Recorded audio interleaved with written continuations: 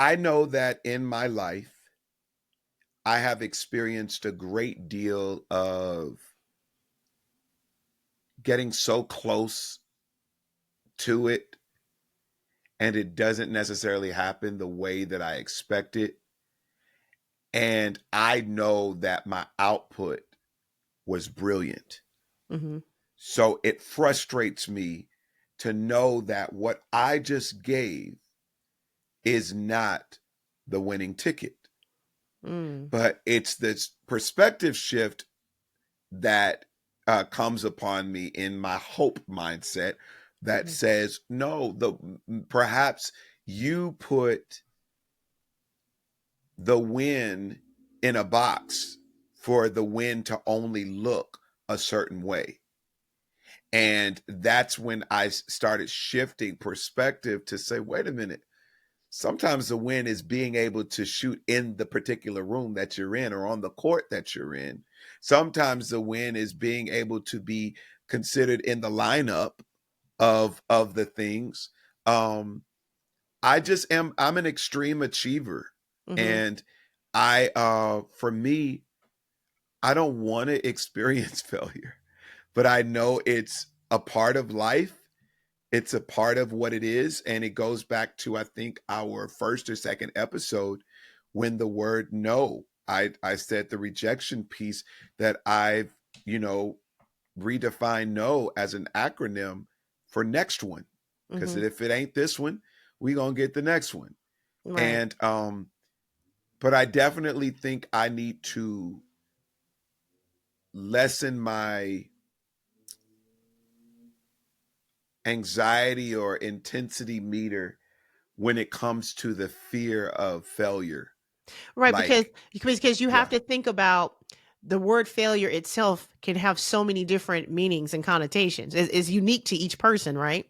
Somebody might feel like they're a failure because they only made $1 million this year, instead of 10 million or whatever. I think for me, the only failure is in not trying. Now, if you tried and oh, like you said, you put out absolutely. some brilliant work, that's the win. To me, the win is, man, I did that, right? And I can't wait to be able to tell this story about how these people slept on it. And then I still got the win because it's brilliant work. I think, as an actress and having gone on 10 trillion auditions and not having booked one millionth of those roles, yeah, Yeah. it's frustrating because it becomes, I find that my frustration is very rarely attached to, oh, I wanted that role, I wanted to be in that project. My frustration tends to be, I took off work to do this, I sat in traffic for this, I could have been, I'm usually more frustrated about what I had to do to try versus the try. um it's only maybe one or two Wow. things that I've ever auditioned for that I actually was like really disappointed that I didn't get it. um and even in that, I don't know. Have I ever told that Black Panther story? The NDA, I'm sure, is over You now. I'll auditioned tell for this Black Black Panther Panther? story. So Oh, wow. there was an NDA involved. So let's just say it was a Marvel project. Okay, Marvel Studios, and I had to sign an NDA to even do the audition. And so I do the audition. I'm so excited. Marvel Studios. Oh my God, this is huge. And then I got a call back.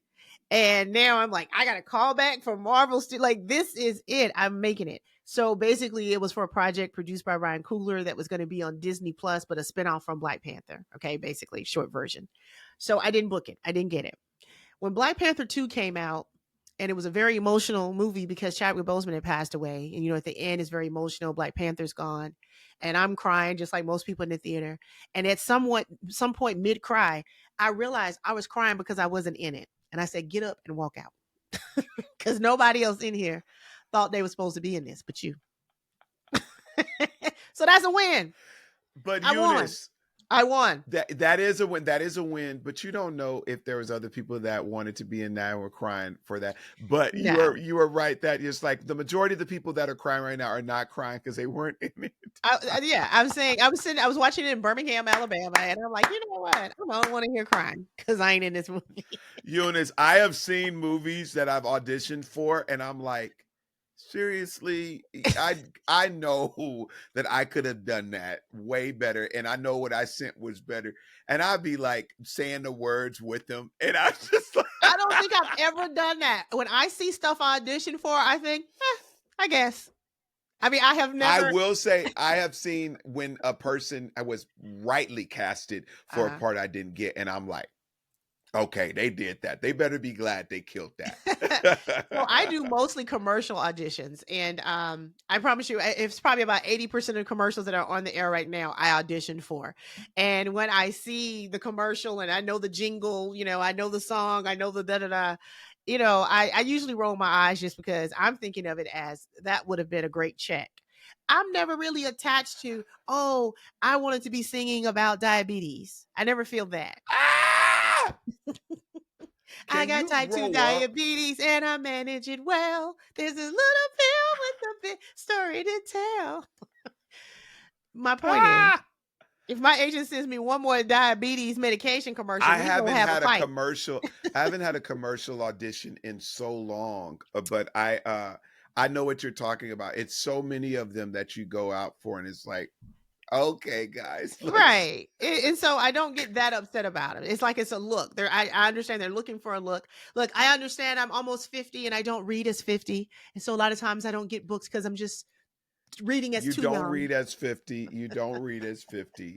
So it's just Um, like, okay, whatever. I'm like, well, I'm tall, and so I'm taller than all the co-stars, yeah, you have to and figure out that I have a work list of reasons why.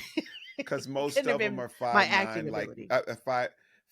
Most of them are 5'8", like myself, and you're just like towering over us in your heels, and they're like, Just a little "Ma'am, bit. ma'am, can you take your shoes off, please?" Ma'am, can you sit down, please? And And it so sucks because when they see my frame, they're like, "Oh my gosh, he's the ideal black man." And then when they see my height, they're like, "Well, there he is." no, you know what? So I am not against short men. Let me say this, but let me tell you what I am Listen, I against. never said I was short. Okay, well, your average height, I'm right? I'm borderline average height, you jerk. No, okay, so your average height for a man. Yeah. And I am above average height for a man. So so here's the thing. Yes, you are. I never have any issues with average height men. I do tend to take exception though when tall men are with short women. I get annoyed. It's so funny. I'm like, that is such a waste of man. Go get you a nice 5'8" king, girl. Then leave the 6-footers to the rest of us. Yeah, yeah. My wife got her 5'8" king right here, and There I'm you just like, go. There you no, go.